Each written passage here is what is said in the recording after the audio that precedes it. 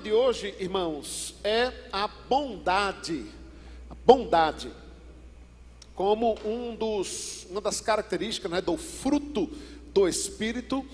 A bondade, na última lição nós vimos sobre a paz, não é isso? Também como fruto do Espírito, e antes dela, sobre a alegria. Então hoje iremos falar sobre a bondade, e o nosso texto base, ele está em Lucas capítulo 10, abra sua Bíblia comigo.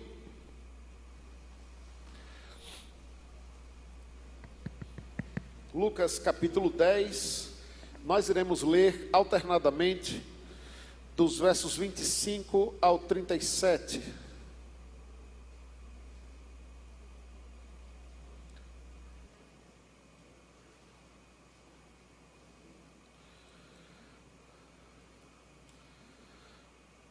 Lucas 10, o texto famoso, né, e conhecido da parábola do bom samaritano. Lucas 10, do 25 ao 37. Vamos ler de forma alternada, irmãos. Eu leio os versos ímpares, os irmãos os versos pares. Diz assim: E eis que certo homem, intérprete da lei, se levantou com o intuito de pôr Jesus à prova, e disse-lhe: Mestre, que farei para herdar a vida eterna?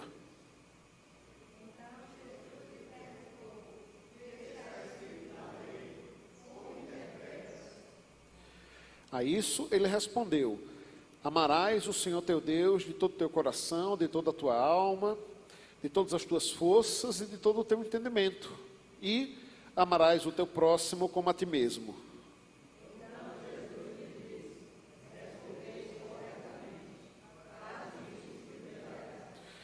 Ele, porém, querendo justificar-se, perguntou a Jesus: Quem é meu próximo?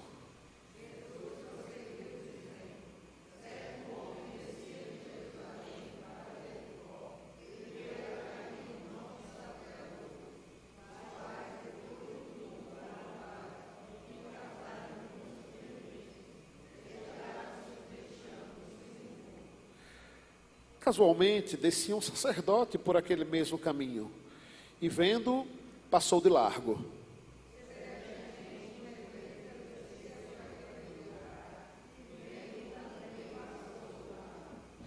Certo samaritano, que seguia o seu caminho, passou-lhe perto e vendo, compadeceu-se dele.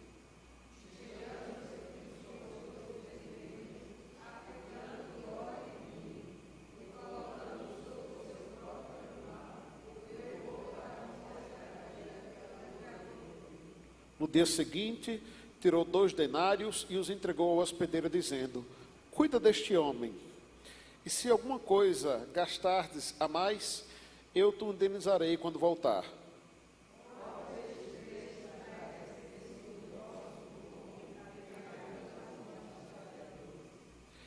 Respondeu-lhe o intérprete da lei: O que usou de misericórdia para com ele? Então disse-lhe: Vai e procede de igual modo. Uma coisa que eu acho interessante, irmãos, nessa parábola, é que ela acontece em resposta à pergunta que aparece no verso 1. Que farei para herdar a vida eterna? Nós, irmãos, como uma igreja reformada, como reformados que somos, é bom de vez em quando lembrar o que isso quer dizer, né? O que isso quer dizer? Quando eu digo que nós somos reformados, eu estou pensando especificamente nas doutrinas as quais a reforma fez com que ressurgissem, fossem reacendidas, revividas. Dentre elas, a doutrina da graça, que vai dizer que nada, absolutamente nada que acontece na sua vida de bom, de bênção, inclusive a salvação, é fruto de obras, mas sim é resultado da graça de Deus na sua vida. Logo, no que se refere à salvação, de nada valem as obras, certo? A outra coisa também de se enfatizar é que Deus abençoa a quem Ele quer, e que essa bênção de Deus, ela tem como base também a graça e a misericórdia de Deus, e não também as obras. Só que eu temo que a partir de uma visão equivocada da doutrina da graça e das doutrinas fundamentais da fé reformada, nós acabemos minimizando a importância das obras. Vocês concordam comigo?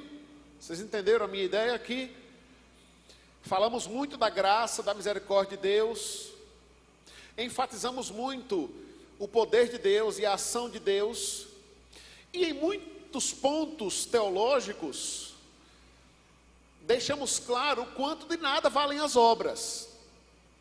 Mas eu temo que, se por um lado, alguns evangélicos ou alguns grupos religiosos enfatizem demais as obras, colocando-as num patamar de bênção, de merecimento, ou de correr atrás das obras, pensando apenas no galardão e na recompensa que vem de Deus, eu temo que um outro grupo de evangélicos esteja no outro extremo, dando importância nenhuma ou quase nenhuma às obras, a bondade, a ajuda ao próximo. E uma das coisas que me surpreendeu, irmãos, ao estudar o tema, e eu já adianto isso para você, e essa é o resumo aqui da nossa aula de hoje, é que, biblicamente falando, a bondade está diretamente ligada a boas obras. Boas obras. Esse que é um fruto do Espírito, poderia ser chamado de boas obras. E uma outra coisa interessante de se enfatizar é que é um fruto do Espírito, é uma característica.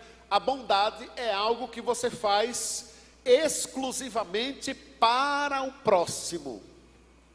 Afinal de contas, qual é a bondade, qual é a caridade que nós podemos fazer para Deus? Hein? Qual? O que é que Deus precisa da nossa bondade? Nada. Você sabe qual é o único serviço que nós prestamos a Deus?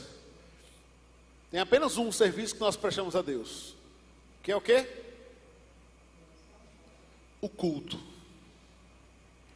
O culto é o único serviço que nós prestamos a Deus, exclusivamente. Mas pastor, tudo que a gente faz servindo a Deus. Com certeza porque é em termos de motivação. Em termos de motivação, de fato, tudo nós estamos servindo a Deus. Eu estou aqui servindo ao Senhor, os irmãos estão aí sentados ouvindo, servindo ao Senhor. Os irmãos que tocaram estão servindo ao Senhor. Os irmãos que abriram a igreja estão servindo ao Senhor. Tem um almoço, as irmãs que cozinham estão servindo ao Senhor. Tem um acampamento, o pessoal que lava o banheiro está servindo ao Senhor. Mas Deus não precisa de nada disso. Nós precisamos, eu preciso, você precisa. Deus não precisa da manifestação da nossa bondade. Até porque Ele não precisa de nada e Ele é a bondade em si. Essa bondade nossa, na verdade, é derivada da bondade dele. A bondade, inclusive, nós veremos isso aqui, é um atributo comunicável de Deus, né? É uma das características que Deus comunicou a nós, transmite a nós. Deus é bondoso, Deus é bom, nós também somos. Quando eu digo também somos, também temos a capacidade de ser, tá? Então, vejamos então o que é bondade, né? Qual é essa ideia de bondade, né? Eu já adiantei aqui, olha só. O dicionário lá do Aurélio, né, conhecido, diz que bondade é a qualidade do que é bom, é a disposição constante de uma pessoa para praticar o bem, é a benevolência, né, ou a benignidade. E aí eu vou trazer a definição de alguns autores aqui, alguns conhecidos nossos, que é bem interessante, né? Por exemplo, o nosso irmão João Calvino, lá nas Institutas, diz que se somos membros de Cristo, ninguém pode estar tão necessitado que não sejamos obrigados a socorrê-lo, na medida das nossas possibilidades. A bondade é, portanto, o exercício de amor para com o próximo, como expressão da graça que recebemos. Martinho Lutero, por sua vez, disse que a verdadeira fé em Cristo não pode ser deixada sem, ou não pode ser exercida, né, sem produzida por obras. O homem regenerado está sempre disposto a servir e ajudar o próximo, movido por pura bondade, sem esperar recompensa. Isso é outra característica da bondade, né? Você faz sem esperar necessariamente uma recompensa. O teólogo Herman Bavinck disse que a bondade é a perfeição de Deus pela qual Ele é a fonte de todo bem. Como filhos dele, somos chamados a praticar essa bondade em todas as relações da nossa vida. O teólogo sistemático Luiz Berkoff disse que a bondade de Deus é aquela perfeição que nos leva a tratar com generosidade as criaturas. No homem, manifesta-se como um reflexo da obra do Espírito Santo na santificação. A gente vai ver isso aqui, como as obras é um resultado, é uma ação prática da santificação, né? O famoso pregador Jonathan Edwards, por fim, diz que a verdadeira bondade nasce de um coração transformado pelo Espírito e busca o bem do outro por amor a Deus. A verdade, irmãos, é que o mundo, nós vivemos num mundo carente de bondade. O mundo carece da bondade, da verdadeira bondade, porque há bondade no mundo, e eu acho que há uma bondade verdadeira, genuína no mundo, se bem que sem Deus essa bondade ela nunca é 100% genuína, né? Mas há uma bondade com boas intenções no mundo, mas também há uma bondade disfarçada no mundo, não é? Quer ver uma coisa? Retire do mundo as pessoas que são bondosas com segundas intenções. Vai ficar muita bondade aí no mundo? Não fica não. Retire também as pessoas que fazem aquilo que é bom, mas com má intenção no coração. Perceba que é diferente, tá?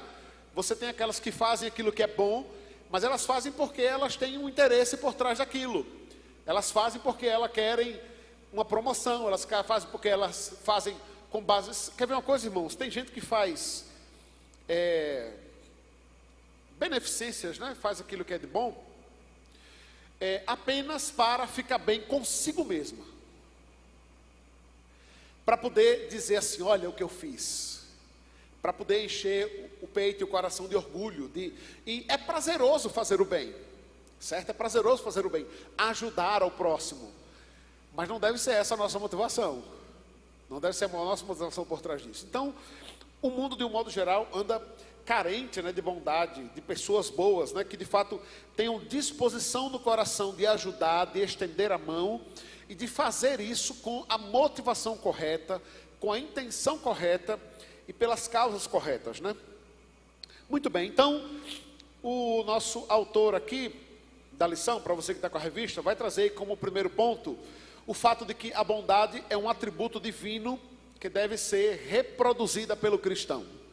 Então, não tem opção do crente ser crente e não ser bom. Não existe só opção do crente ser crente e não ter como característica a bondade. É como você achar que é possível ter um gato que não mia, que não tem 4 patas, não tem pelo nem rabo. Não é um gato. Sim ou não? Você tem uma galinha, mas a galinha não cacareja, não tem pena, nem bico, nem coloca ovo. Não é uma galinha, é outra coisa, uma galinha não é. Um crente que não tem como característica o fruto do Espírito, dentre eles a bondade, rapaz, precisa rever sua conversão, sua vida cristã, sua santidade. Porque a bondade é um atributo de Deus, comunicada pela graça dele e de modo infalível a nós. Todo atributo comunicável de Deus é a capacidade que Deus nos dá de agirmos como Ele agiu, como Ele é e como Ele agiu. Então, é isso, né, que diz lá o capítulo 5, do verso 22 de Gálatas, né? Mostrando que o fruto do Espírito é o amor, alegria, paz, longanimidade e bondade. Bondade, né? A longanimidade, domínio próprio, a gente vai ver posteriormente, mas O foco aqui é sobre a bondade. A verdade é que o homem natural, o homem comum, né, ele é naturalmente mau. Ele é naturalmente mau. O homem já nasce mau. A ideia é que a bondade, ela precisa ser aprendida, ensinada. Não é? Quem tem filho aqui, ou já teve, ou tem netos, ou convive com crianças, sabe que você, que aula você deu ao seu filho lá, quando ele era criança, ou ao seu neto, que aula uma criança precisa ter para aprender a mentir? Quantas aulas ela precisa para aprender a mentir? Hã? Quantas aulas? Nenhuma, né? Como é que pode, né, irmãos? E ainda tem gente que diz que a criança é um serzinho inocente, não é? Nem dormindo é inocente, né? Você não precisa ensinar a criança a mentir. Você não precisa ensinar a criança a mentir. Ela vai mentir, naturalmente. Você não precisa ensinar ela a fazer errado. Você não precisa ensinar ela a fazer birra, a desobedecer. Irmãos, crianças são cruéis umas com as outras. Vocês sabem disso, né? Crianças são cruéis umas com as outras. Quando chega ali na pré-adolescência, é que elas são cruéis mesmo. E eu estou nessa fase, né, de acompanhar bem, né, porque a Nicole está com 10 e o Judá com 5. Elas excluem umas às outras, irmãos. Não, eu sou amiga só de fulano e de fulana. Fulana não sou amiga, não. Elas verbalizam isso. Elas verbalizam isso literalmente. Não quero mais ser sua amiga. É a maldade plantada, contaminada em toda a humanidade, em toda a geração, desde o nascimento, desde a tenra idade. E a bondade? A bondade tem que ser ensinada, praticada, inculcada. E isso faz parte desse processo de amadurecimento, de santificação. Ei, mas só lembrando aqui, viu? Eu gosto sempre de fazer essa ênfase, né? Porque sempre que a gente fala da criança, todo mundo concorda assim, não, rapaz, isso aí é mesmo, olha, é igualzinho, pastor, minha filha é assim mesmo. Ei, mas eu e você somos iguais. A única diferença é que a gente não chega para a pessoa e diz assim, olha, não quero mais ser sua amiga. A gente só não fala, mas a gente se afasta, age do mesmo jeito. A gente também exclui as pessoas. A gente só não faz propaganda disso. Mas a gente faz do nosso jeitinho, né? Porque, irmãos, fazer o que é mal é fácil. Infelizmente, é natural. Para você ser uma pessoa má, não precisa fazer nada. É só se entregar às próprias paixões, às próprias tentações, aos próprios desejos maldosos, ao curso deste mundo. Mas para você ser uma pessoa boa, é preciso esforço, dedicação, empenho, obras. Obras. Porque se para você alcançar a salvação e ser salvo, nada precisa fazer e nada precisa ser feito porque é uma ação de Deus, mas para ser alguém que tem vida santa, consagrada e piedosa ao Senhor, precisamos da graça de Deus, da misericórdia de Deus. É Ele quem faz, mas precisa também do esforço nosso para cumprir, para executar aquilo que o Senhor já nos deu, comunicando a nós essa gratidão, essa bondade que vem dele mesmo, né? É o que diz o texto de Marcos capítulo 10, verso 18, por exemplo, quando diz: respondeu-lhe Jesus, por que me chamas bom? Ninguém é bom senão um que é Deus, disse Jesus. Tiago capítulo 1, verso 17 diz: toda boa dádiva e todo dom perfeito são lá do alto, descendo do Pai das luzes, onde não pode existir variação nem sombra de dúvida. O Salmo 34, verso 8 diz: ó, provai e vede que o Senhor é bom, bem-aventurado o homem que nele se refugia. Então a ideia desses textos aqui é apontar que essa bondade, ela vem de Deus, ela vem do Senhor. Ela não é propriamente nossa, para que não nos gloriemos nessas obras.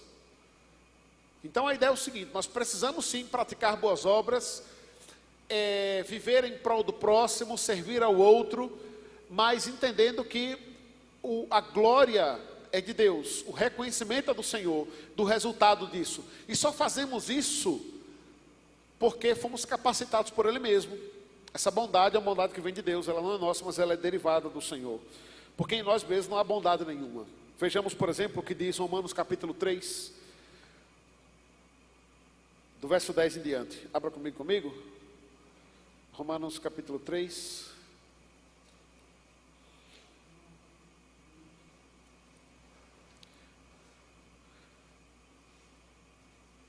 Queria que alguém fizesse essa leitura. Por favor. Romanos capítulo 3, do verso 10 até o verso 18. Só o 10.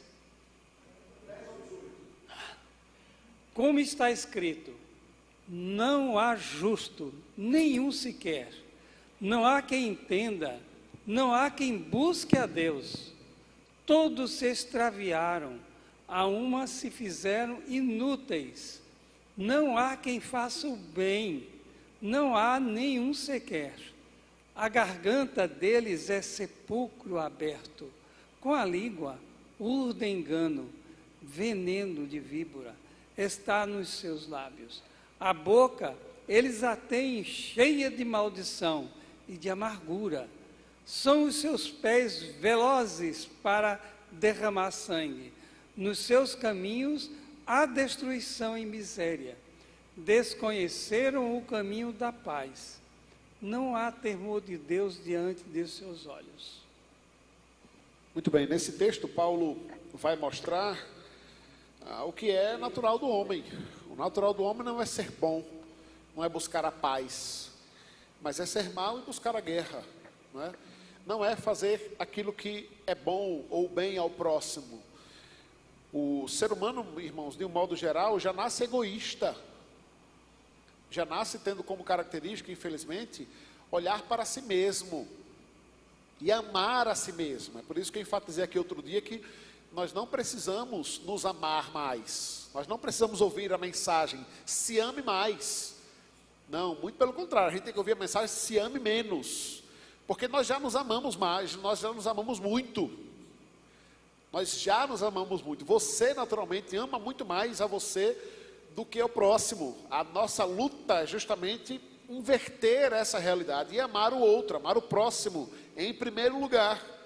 Amar ao Senhor e amar ao próximo. Esse é o nosso desafio. Porque nós, naturalmente, somos, como acabou de ler aqui o texto que o seu Manuel leu, acabamos de ver, nós somos injustos, não queremos o bem, não buscamos ao Senhor, nos extraviamos, somos inúteis, não fazemos o bem, a nossa boca, a nossa garganta, a nossa língua, né? A ideia aqui é de algo que vem do coração, né? Cheio de amargura, de maldição, pés velozes para derramar sangue, destruição e miséria, o afastamento do caminho da paz e a falta de temor de Deus. É esse o retrato, né? O resultado do homem sem o Senhor, do homem sem Deus.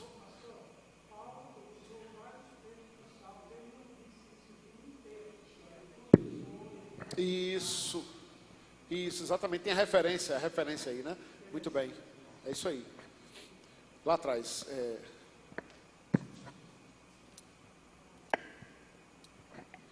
Wallace. Pastor, você citou Marcos 10, 18. Eu queria fazer uma pergunta. Sim. Por que Jesus Cristo, naquele momento, ele não aceitou ser chamado de bom, né? Que é um atributo de Deus. E ele atribuiu esse atributo a Deus. Por que ele não aceitou naquele momento? Por que você me chamas de bom, se não a Deus? Entendi. Uma das coisas que a gente pode destacar aí, Wallace, é que Cristo, nesse processo dele esvaziar-se de si mesmo e negar a si mesmo, um dos ensinamentos que Jesus deixa é do quanto em todo o seu ministério ele deixou claro que o seu objetivo era glorificar a Deus, era canalizar a sua glória a Deus. O fato dele dizer que só existe um que é bom, senão Deus, crendo nós na doutrina da Trindade, ele estava glorificando a si mesmo também, mas aqui o foco dele era lançar o olhar da bondade sobre aquele que é o autor do bem, né? O autor da bondade, a primeira pessoa da Trindade, Deus Pai, né? E isso também mostra também a relação dele com o próprio Deus, com o próprio Pai, né? Jesus era tido muito pelos escribas e fariseus como um falso Deus, como um falso Senhor, como um falso Messias. Então, ao lançar essa autoridade, essa glória, esse reconhecimento de que o maior bondoso, a bondade em si, ela é divina, a intenção dele era essa, né? Então, é por isso que ele responde dessa forma, né? Porque me chamais de bom, ninguém é bom senão um que é Deus, né? Ok? Muito bem, queridos. Então, nós vimos aí o primeiro ponto da nossa lição, que mostra que a bondade é um atributo divino, né? É uma característica do próprio Deus, e ela deve ser então reproduzida por nós, né? Por meio da execução dessas obras. E eu volto a dizer aqui, irmãos, obras tem a ver diretamente falando com tudo aquilo que nós fazemos em prol do outro. Mas deixe já eu exemplificar isso também, ou destrinchar isso, porque talvez influenciados, irmãos, e prestem bem atenção nisso aqui, talvez influenciados por uma visão assistencialista,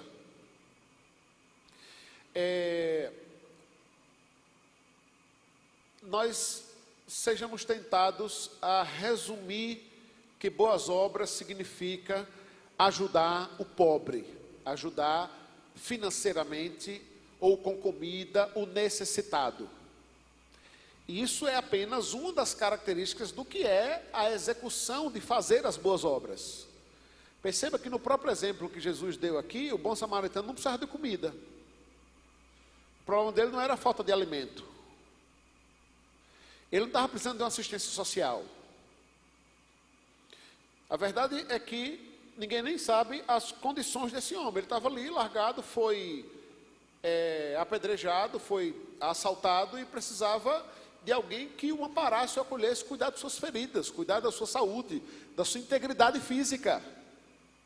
Então, pense isso aí também. Não resuma boas obras a ajudar o mendigo, a ajudar o que precisa de uma cesta básica, a ajudar o que precisa pagar uma conta de água, uma conta de luz. Não resuma boas obras a questões financeiras, porque se assim fosse, ninguém que é pobre pode executar boas obras. Porque ele mal tem para ele, como é que ele vai ajudar o próximo? Ou ele quase nunca vai ajudar o próximo. Mas a bondade, biblicamente falando, não tem relação apenas com isso. A bondade tem relação com tudo aquilo que você faz de bom, de benéfico para o outro, para o próximo. Pode ser uma ligação do irmão que tem 3 semanas que não aparece na igreja. Você sente falta dele e ora por ele, liga para ele, vai atrás dele, marca uma visita, manda uma lembrancinha, um presente, sabe? É um abraço que você dá em alguém, sim, uma conta de água, de luz que você paga, é uma cesta básica que você envia, é o pão que você entrega, é uma ferida que você sara. Então, quando a Bíblia fala dessa prática das boas obras, de sermos bondosos uns para com os outros, tem a ver com tudo aquilo que você entenda que possa fazer, que vai abençoar o outro, que traga benefícios ao outro, não é? Então, é essa a ideia que é bom enfatizar isso nesse ponto aqui, né? Muito bem, em segundo lugar, o texto nos mostra aí que a bondade, ela é portadora de vida, né? Porque contrária ao egoísmo criminoso, né, presente aí na maldade dos salteadores do nosso texto base, a bondade, ela traz vida, ela traz benefícios para aqueles que a recebem. E aí, o autor vai lembrar algo aqui muito interessante no que se refere a esse tema da bondade.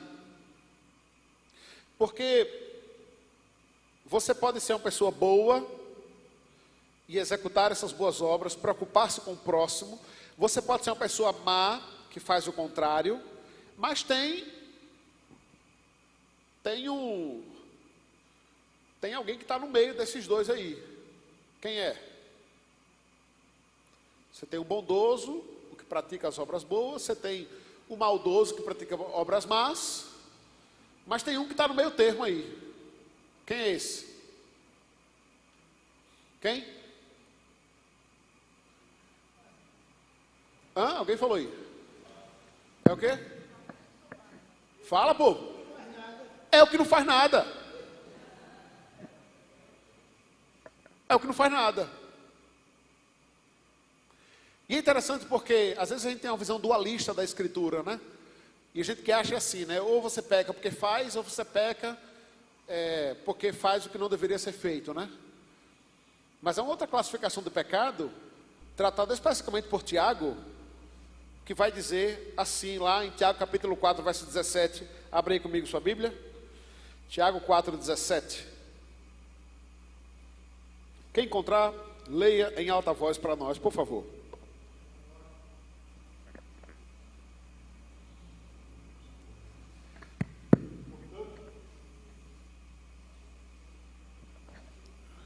Tiago 4, 17.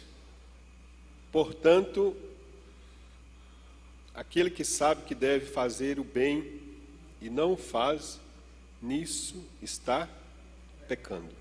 Pecado por omissão. Por omissão. Isso, irmãos, é algo triste, porque de um modo geral, nós somos omissos. De um modo geral, nós somos omissos. Porque fazer alguma coisa, olha só, fazer o mal dá trabalho. Dá trabalho fazer o mal. Eu estou assistindo esses dias uma série policial, mostra os caras lá assaltando um banco. É trabalhoso, rapaz.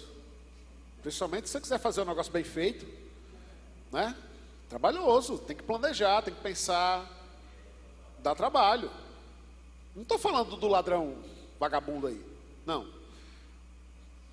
Rapaz, assaltaram o nosso Banco Central. Levaram milhões. E até hoje, você sabe, né? Isso é real, né? Virou série. Mas até hoje não encontraram quem é o cabeça atrás.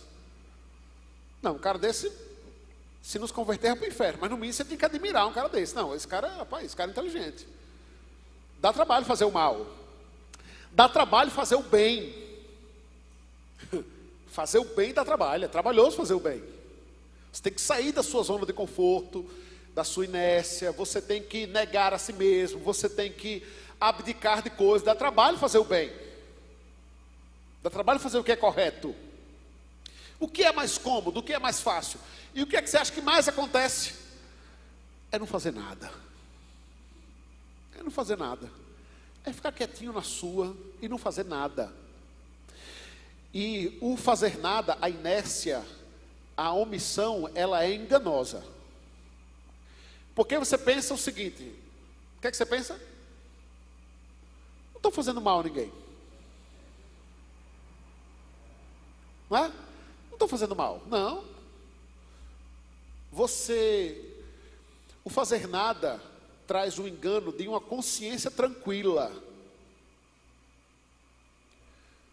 Porque quem faz o mal tem a consciência pesada e sabe que vai pagar.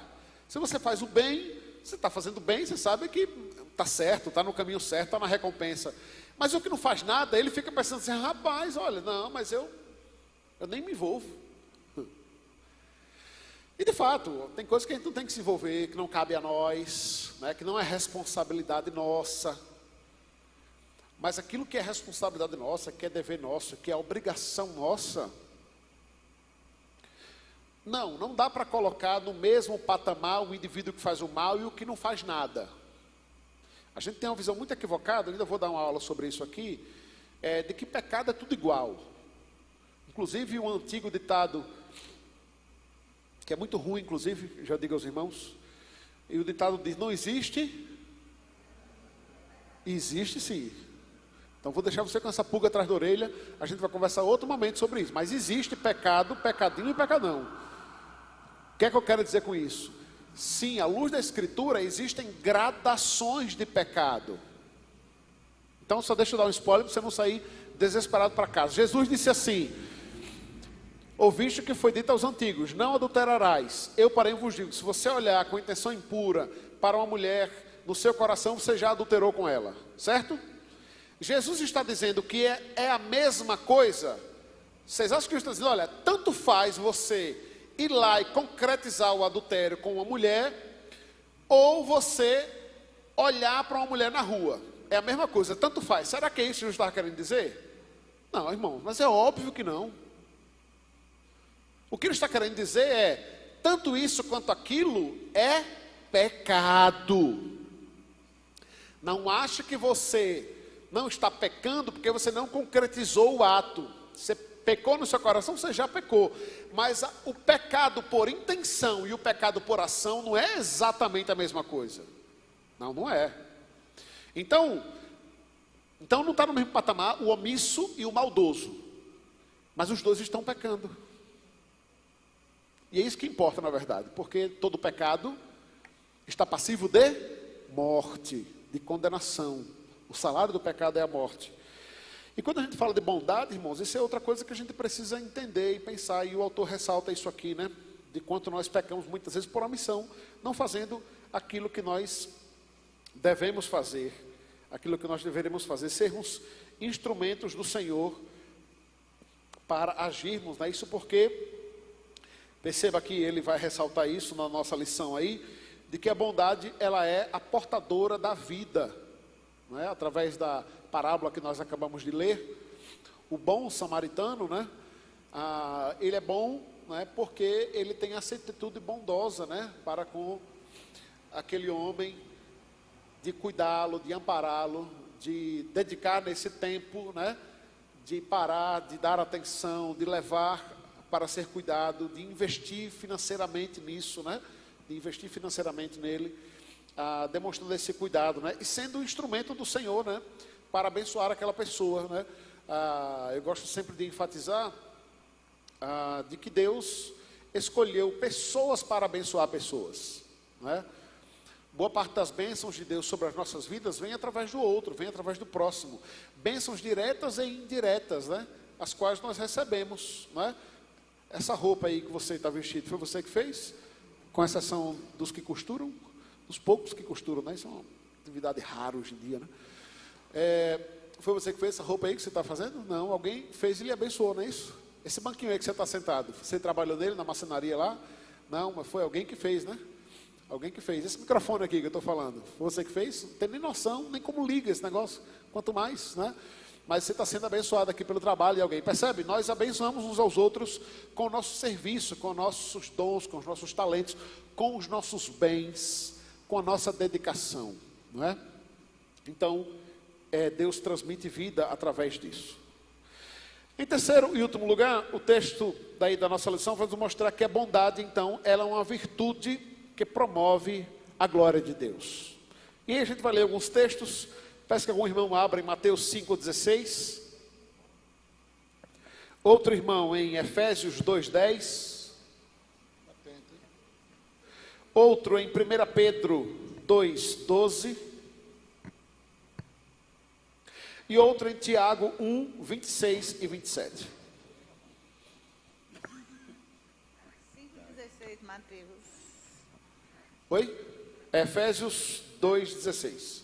Foi Mateus, Perdão, não? Mateus 15,16. O senhor falou 5. Eita, meu Deus, tá difícil, né? 5,16, meu povo. Assim brilhe também a vossa luz diante dos homens, para que vejam as vossas boas obras e glorifiquem a vosso Pai que está no céu. Olha só que bonito, né? Que bonito, né? Olha só, as pessoas, vamos de trás para frente? De trás para frente, olha só, esse exercício é um exercício exegético, um exercício de interpretação de texto, que ajuda muito quando você estiver lá na sua casa lendo a Bíblia, estudando, né?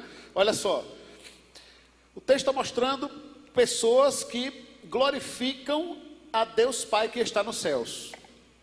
Qual é uma das formas de que as pessoas glorifiquem a Deus Pai, ou reconheçam Deus, ou vejam Deus? é através das boas obras. Das boas obras de quem? Das nossas boas obras, que brilham diante dos homens, como uma luz. Como uma luz. Ou seja, é o modo de Deus se manifestar, né? É a bondade de Deus promovida por meio das nossas obras, sendo nós instrumentos do Senhor para trazer essa luz aos homens, para que eles vejam isso e glorifiquem a Deus, né? As nossas obras, irmãos, é a forma prática de falarmos do amor de Deus, não é? De falarmos do amor do Senhor. Efésios 2:10.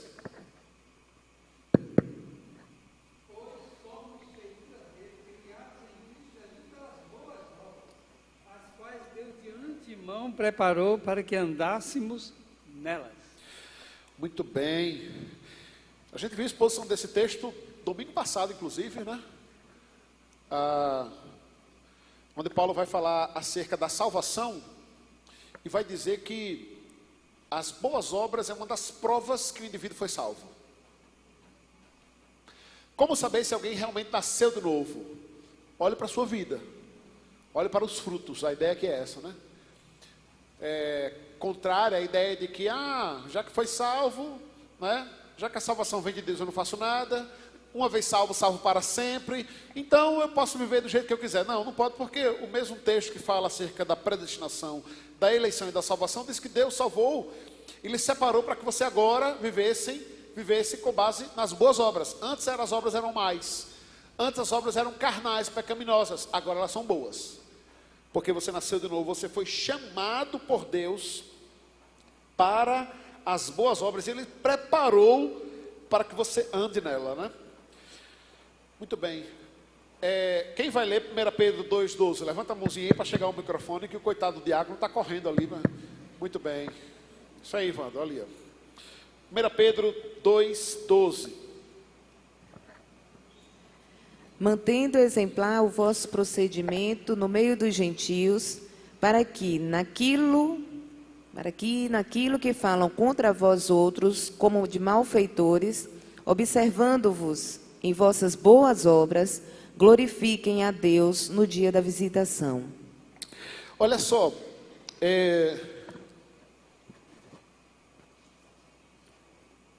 tem uma antiga canção, né, da música gospel aí, que eu cantava quando era na adolescência ali, aquela Eu Quero é Deus, tu não conhece aí?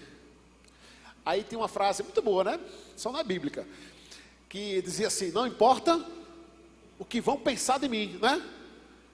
Não importa o que vão pensar de mim. Não importa sim o que vão pensar de você.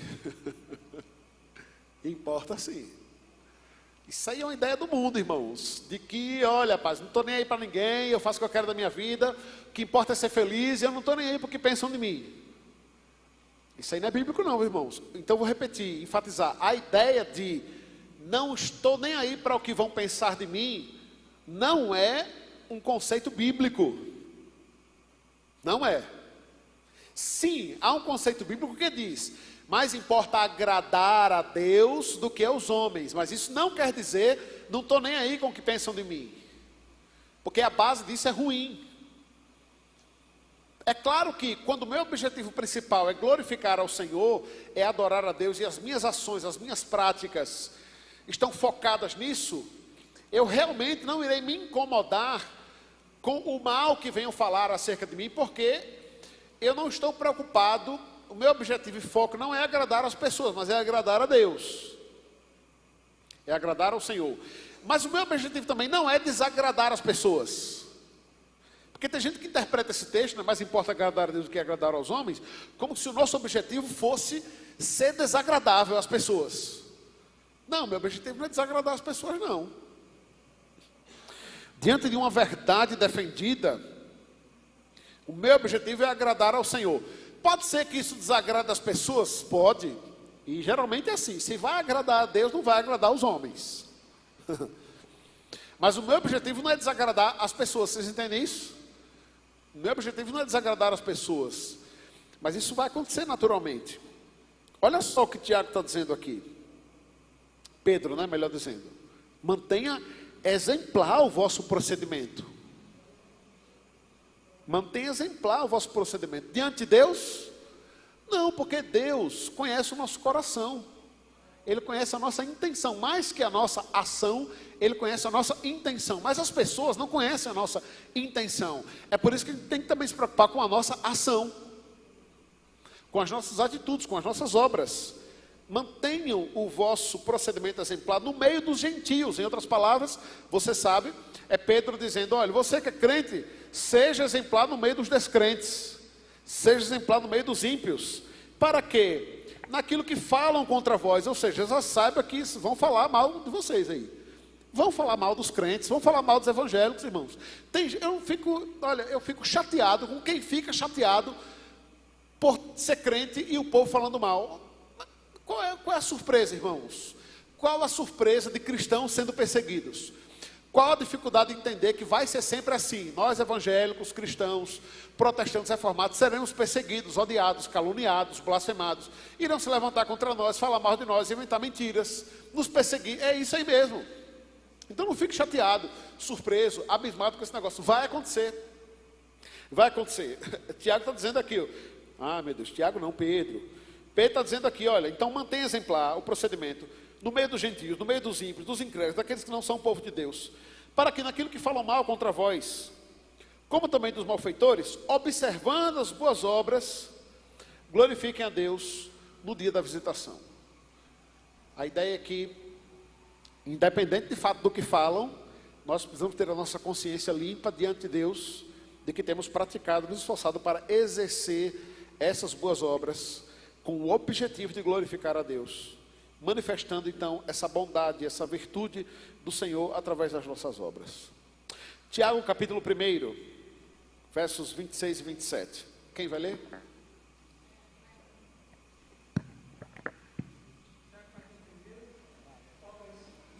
Vou ler aqui. Isso é, Tiago 1, 26 e 27. Se alguém supõe ser religioso, deixando de refrear a língua, antes enganando o próprio coração, a sua religião é vã. A religião pura e sem mácula para com nosso Deus e Pai é esta: visitar os órfãos e as viúvas nas suas tribulações e a si mesmo guardar-se incontaminado do mundo.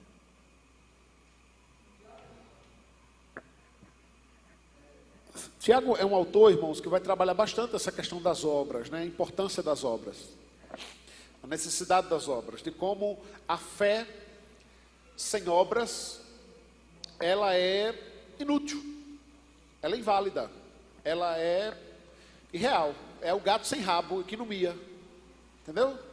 É a galinha que não tem pena, nem cacarejo, nem tem bico, sabe? Não tem sentido. O crente, ele tem que executar essas boas obras, mas cedo ou mais tarde, sempre que tiver oportunidade. Tá, é bom enfatizar também uma coisa aqui nesse sentido. É muito comum que alguns crentes peguem um ponto específico do cristianismo ou de uma doutrina e a coloquem num patamar mais elevado do que deveria.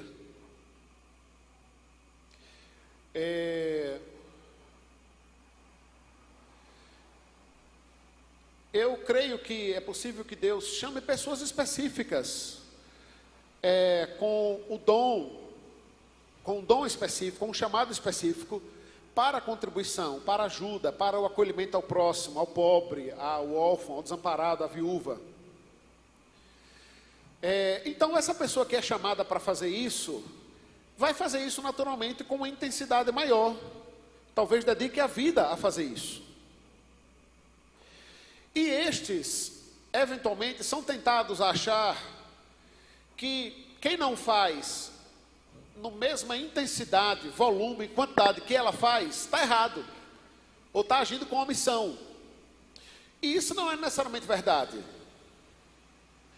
Por quê? Porque aquele indivíduo foi chamado especificamente para fazer aquilo. Ele gosta, ama, é dedicado àquilo. Então precisa ter cuidado, porque lembre-se sempre, essas boas obras que nós executamos, a canalização deve ser para glorificar ao Senhor, deve ser glória de Deus e não o nosso reconhecimento, não a nossa glória. Então, A ideia de fato é que todos nós somos chamados a fazer isso. Quer ver uma coisa? A evangelização, por exemplo. Todos nós somos chamados a evangelizar, a falar do amor de Cristo, a pregar o evangelho. Mas nem todos são chamados a fazer isso enquanto dom, enquanto característica de fazer o tempo todo, de fazer com muita facilidade, de fazer em todo o tempo. Todos nós somos chamados a ser hospitaleiros. A hospitalidade deve ser uma característica nossa. A gente deve estar abertos a receber pessoas em nossa casa, né? Todo mundo aqui certamente recebeu pessoas em suas casas. Mas tem gente que recebe pessoa em casa toda semana. Tem gente que recebe pessoa em casa sempre, que ama, e quer receber toda hora, todo momento. Tem gente que não, que é mais reservado. Por quê? Porque tem pessoas que são chamadas a executar uma coisa mais que outras. Entende isso? E não tem problema nenhum com isso, né? Eu acho que isso também depende muito da maturidade, do chamado, né? Da característica de cada um. Contudo, tudo isso aqui que eu citei são coisas que devem ser executadas por todos nós.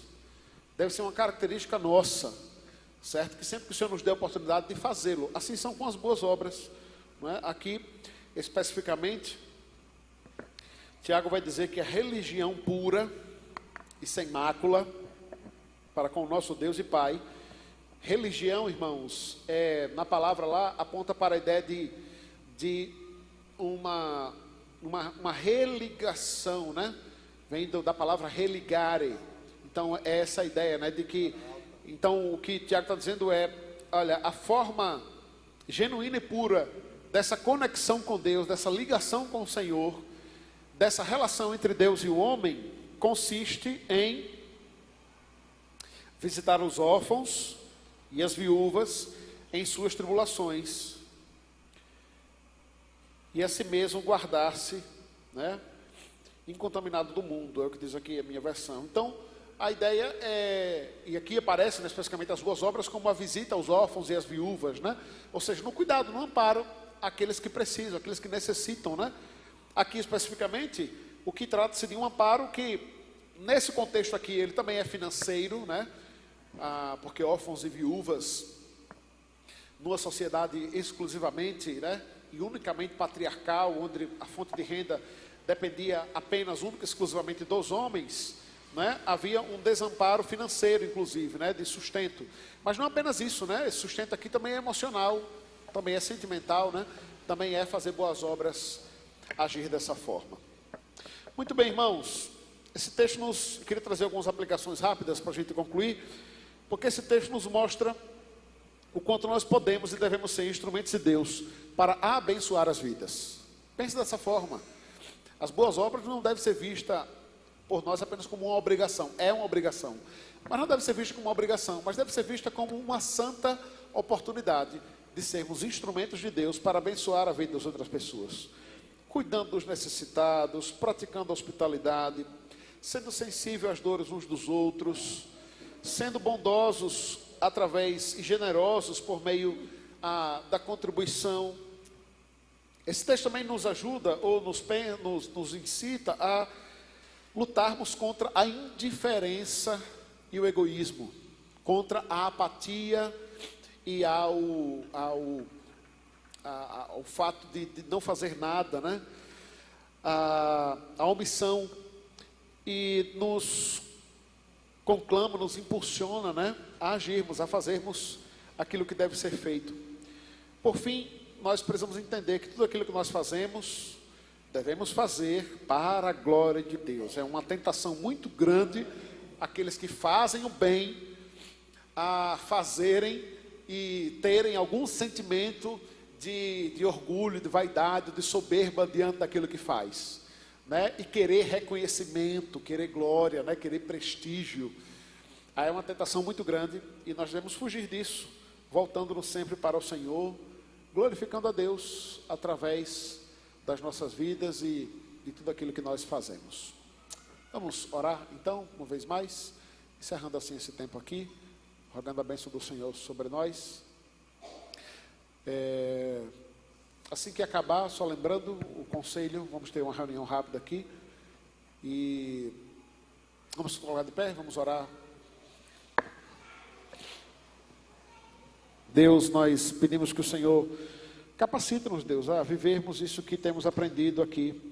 Que o Senhor nos dê um coração bondoso, generoso, disposto, Deus, a ajudar ao próximo, ao necessitado, ao órfão, à viúva, ao desamparado, ao faminto. Ó Deus, àqueles que vivem sem esperança, sem Deus no mundo. Que sejamos instrumentos do Senhor para isso. Que o Senhor nos abençoe. Que possamos glorificar ao Senhor. Bendizer o Teu nome, sendo instrumentos do Senhor, Deus, onde quer que estejamos. Nos leve em paz para os nossos lares, trazendo-nos logo mais à noite para o culto ao Senhor. Em nome de Jesus. Amém. Vão em paz, irmãos. Que Deus abençoe. Um bom dia do Senhor a todos.